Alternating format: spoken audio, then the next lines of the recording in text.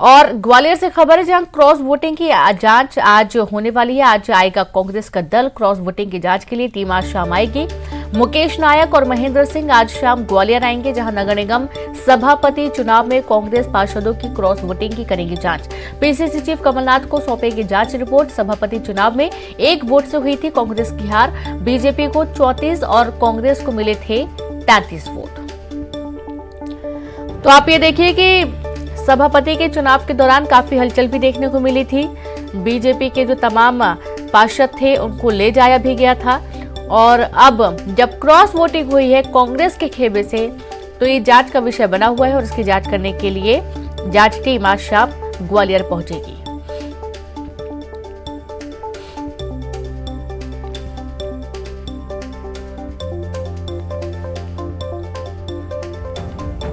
तो महापौर ने दावा किया था कि सभापति भी कांग्रेस का ही बनेगा और इस दावे के बाद बीजेपी पूरी तरीके से अलर्ट मोड पर आ गई थी और देखा भी ये गया है कि बीजेपी को 34 और कांग्रेस को 33 वोट मिले। क्रॉस वोटिंग कहां हुई, कैसे हुई, क्यों हुई, ये पूरा मामला जांच का विषय, गंभीर मुद्दा कांग्रेस के लिए अब बना हुआ है। संवाददाता सुशील जुड़ गए हैं। सुशील, दावा किया था महापौर ने कि जो भी सभापति होगा कांग्रेस का ही होगा। बाद में देखा गया कि क्रॉस वोटिंग हो गई, बीजेपी को 34 और कांग्रेस को 33 वोट मिले।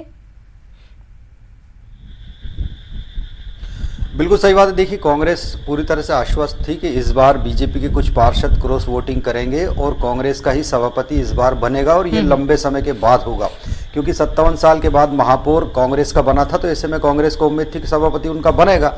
लेकिन 5 अगस्त को जब चुनाव हुए, वोटिंग हुई, तो बीजेपी को 34 वोट मिले और कांग्रेस को 33 वोट मिले। इस तरह से बीजेपी के मनोज तोमर सभापति चुने गए और कांग्रेस की प्रत्याशी को हार का सामना करना पड़ा था।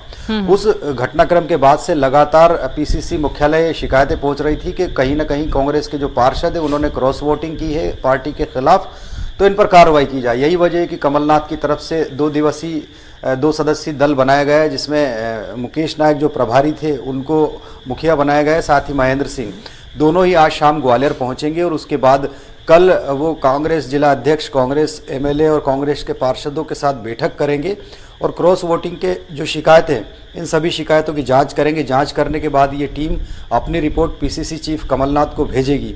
तो निश्चित तौर पर कहीं ना कहीं एक बड़ा घटनाक्रम रहा है। कांग्रेस जिस तरह आश्वस्त थी लेकिन सभापति नहीं बन पाया, उसके बाद ये जो शिकायतें हुई उसके परिणाम स्वरूप पीसीसी चीफ कमलनाथ ने जो है क्रॉस वोटिंग की शिकायतों की जांच के लिए ग्वालियर में आज दल भेजने का निर्णय लिया था। आज शाम को मुकेश नायक की अगुवाई में 2 सदस्यीय जांच टीम ग्वालियर पहुंचेगी और वो कल जांच करने के बाद अपनी रिपोर्ट जो है कमलनाथ को सौंपेगी। और आने वाले दिनों में हो सकता है कि अगर कांग्रेस के जो पार्षद है वो इसमें लिप्त पाए जाए क्रॉस वोटिंग में, तो उनके खिलाफ कार्रवाई भी होगी। जी बिल्कुल, बहुत शुक्रिया आपका सुशील तमाम जानकारी के लिए। तो कांग्रेस के लिए ये एक बड़ा झटका भी है कि दावा उल्टा पड़ गया। खरगोन से खबर है। खरगोन के रायबिटपुरा गांव की छात्रा कल्पना गुर्जर ने अंतर्राष्ट्रीय ब्रिज प्रतिस्पर्धा में स्वर्ण पदक जीतकर जिले और प्रदेश का नाम रोशन किया। अंडर 26 में सिंगल इवेंट में इतिहास रचने वाली कल्पना ने भारत के लिए गोल्ड मेडल हासिल किया। इटली में हुई ब्रिज स्पर्धा में रायबिटपुरा की 2 छात्रा शामिल हुई थी। ताश के 52 पत्तों से खेले जाने वाले ब्रिज के खेल में 48 देशों के 152 खिलाड़ी शामिल हुए थे। कल्पना की उपलब्धि से खरगोन और रायबिटपुरा में खुशी का माहौल बना हुआ है। तो कल्पना गुर्जर ने इतिहास रचा। अंडर 26 सिंगल इवेंट में उन्होंने गोल्ड मेडल जीता है और खरगोन के साथ ही साथ पूरे प्रदेश का नाम रोशन किया। ब्रिज स्पर्धा में खरगोन की 2 बेटियां शामिल हुई थी। बता दें कि इस दौरान रायबिटपुरा की कल्पना गुर्जर और विंध्या पटेल खेल में प्रतिस्पर्धा में शामिल हुई थी और कल्पना गुर्जर ने इतिहास रचते हुए गोल्ड मेडल अपने नाम किया। तो बताएं कि ताश के 52 पत्तों का खेल है ब्रिज और इस स्पर्धा में कल्पना गुर्जर ने गोल्ड मेडल पर कब्जा जमाया है।